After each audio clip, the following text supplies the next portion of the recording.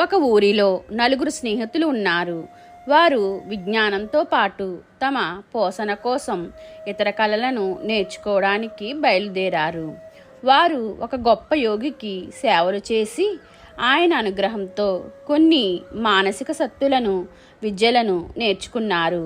నలుగురిలో ఒకడికి విరిగిన ఎముకలను జతచేసే శక్తి అబ్బింది. రెండోవాడు తగిలిన గాయాలను మాన్పించే శక్తిని నేర్చుకున్నాడు.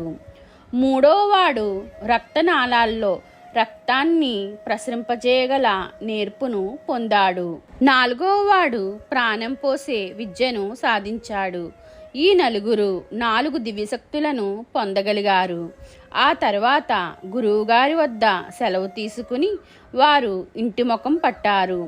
ఊరు చేరడానికి అడవి గుండా పోవాల్సి వచ్చింది.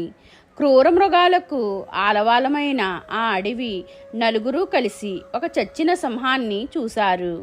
తమ శక్తులను ఉపయోగించి ఈ సింహాన్ని బ్రతికించాలనే కోరిక వారిలో కలిగింది.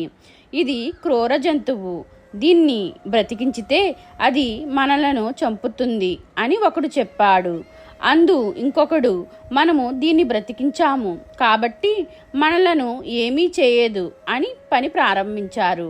ఈ సింహాన్ని బ్రతికించితే అది మనలను చంపుతుంది అన్నవాడు చచ్చిన సింహం ఎముకలను జోడించి పక్కనే ఉన్న చెట్టు ఎక్కి కూర్చున్నాడు. రెండోవాడు గాయాలను మానేలా చేశాడు. మూడోవాడు అబ్బిన విద్య రక్తప్రసరణ కలుగజేశాడు.